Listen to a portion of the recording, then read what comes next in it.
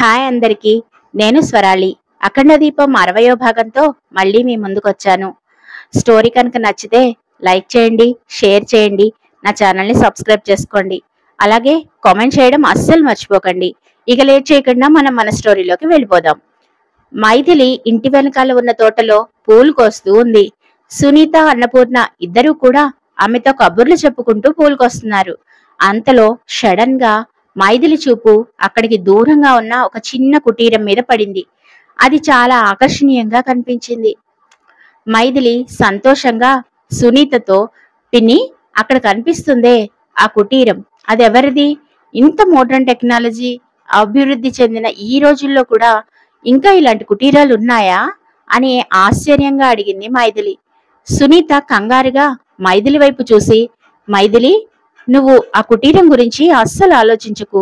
అక్కడికి ఎవ్వరూ వెళ్ళకూడదు. ఆ సరిహద్దుల్లోకి వెళితే మనకు అస్సలు మంచిది కాదు.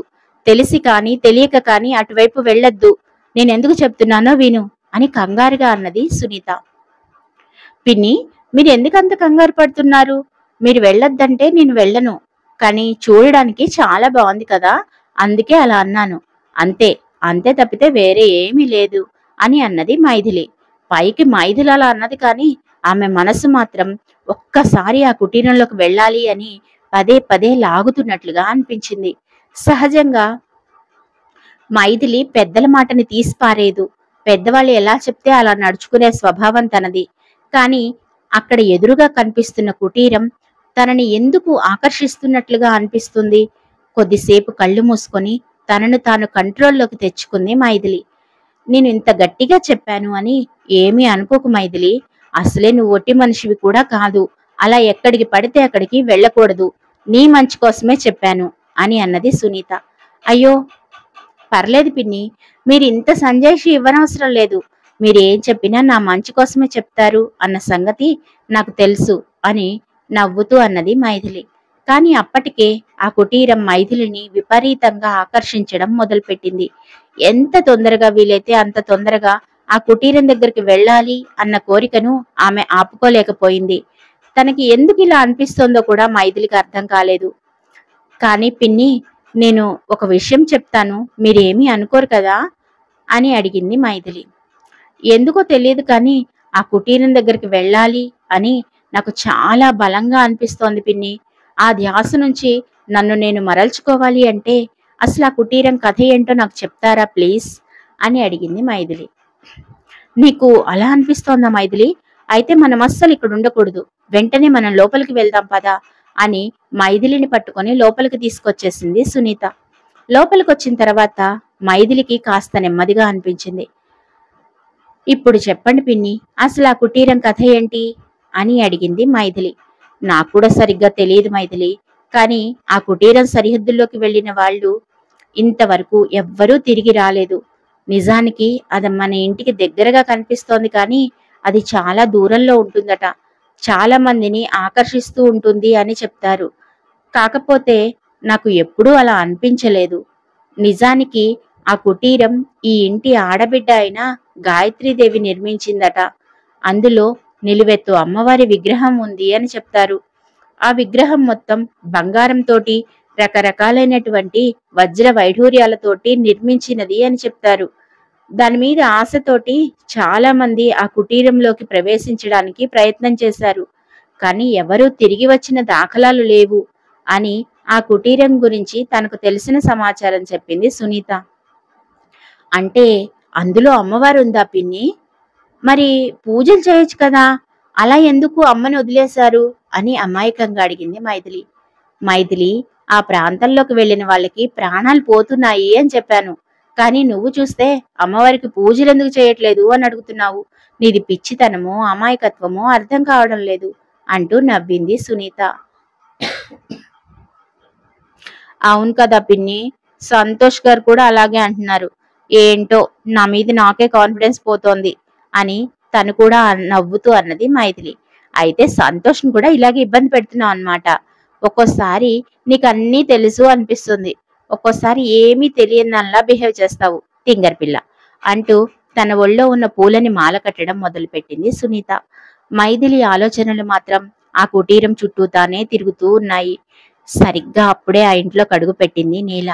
నేనొచ్చేశాను అనుకుంటూ లోపలికొచ్చి కూర్చుంది నీల. పిన్ని, నేను నీతో మాట్లాడనంతే అని సునీతతో అన్నది నీల. అబ్బో, ఎందుకంత కోపం వచ్చిందో?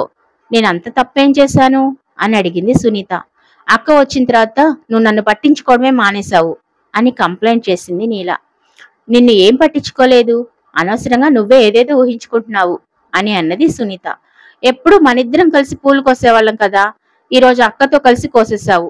నేను వచ్చిందాకా వెయిట్ చేయలేదు, అందుకే నాకు కోపం వచ్చింది. నేను అలిగాను, బొంగమూతి పెట్టుకున్నాను అని అన్నది నీల. అవునా, అరేరే, ఇప్పుడెలా? నీకోసం ఇష్టమని గులాబ్ జామ్ చేశాను. సరేలే, అలిగానంటున్నావు కదా, ఇప్పుడు నేను పెట్టినా నువ్వు తినవు, కానీ ఏం చేస్తాం అని నవ్వుతూ అన్నది సునీత. నేను అలిగింది నీ మీద, గులాబ్ జామ్ మీద కాదు.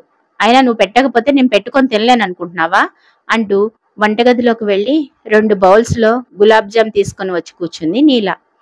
మరి నా మీద అలిగిన వాళ్ళు నేను చేసిన గులాబ్ జామ్ తింటారా? ఏమోనమ్మా, ఈ విడ్డూరం నేనెక్కడా చూడలేదు అని నవ్వాపుకుంటూ అన్నది సునీత. ఒక బౌల్ మైథిలి చేతిలో పెట్టి, ఆవిడ అలాగే అంటుందిలే గాని నువ్వు తినక్క అని చెప్పింది నీల. ఒక స్పూన్ నోట్లో పెట్టుకోగానే నీల, ఎమ్మి, నీలాగా గులాబ్ జామ్ ఎవ్వరూ చేయలేరు పిన్ని, నువ్వు సూపర్ అంతే అని పొగడడం మొదలుపెట్టింది నీల. ఇప్పుడే నా మీద కంప్లైంట్ ఇచ్చావు, అంతలోనే నన్ను పొగుడుతున్నావు. నిన్నెలా అర్థం చేసుకోవాలే బాబు అని అన్నది సునీత. అవును పిన్ని, గులాబ్ జామ్ చాలా బాగుంది, నాకు చాలా బాగా నచ్చింది అని అన్నది మైథిలి. అక్క, నువ్వు కూడా మాట్లాడుతున్నావా? ఇది ప్రపంచ వింత తెలుసా? నేను వచ్చిన తర్వాత మేము అడిగిన వాటికి సమాధానాలు చెప్పడమే కానీ నీ అంతట నువ్వు మాట్లాడడం ఫస్ట్ టైం చూస్తున్నాను తెలుసా అని ఆశ్చర్యంగా అన్నది నీల. ఏయ్ నీల, నువ్వు మరీ టూ మచ్ చేస్తున్నావు, నేను బాగానే మాట్లాడతాను అని బుంగమూతి పెట్టుకొని చెప్పింది మైథిలి. అమ్మో అక్క, నువ్వు కోపం తెచ్చుకోకు, మా అందరికీ కోపం వచ్చినా ఏం కాదు, కానీ నీకు కోపం వచ్చిందంటే మాత్రం సంతోష్ బావ చేతిలో మా పని అయిపోయినట్లే అని నవ్వుతూ అన్నది నీల. వాడుకుంటున్నప్పుడే పూలమాల కట్టడం అయిపోయింది. నీల తలలో కొన్ని, మైథిలి తలలో కొన్ని పూలు పెట్టింది సునీత. పిన్ని, అన్ని పూలు మాకే పెట్టేశావు, మరి అమ్మ నువ్వు పెట్టుకోరా అని అడిగింది మైథిలి.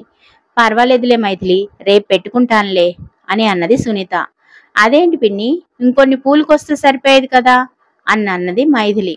పద మైథిలి, మనం ఇంకొన్ని పూలు కోసుకొద్దాము అని చెప్పి మైథిలిని తీసుకొని తోటలోకి వెళ్ళింది నీల.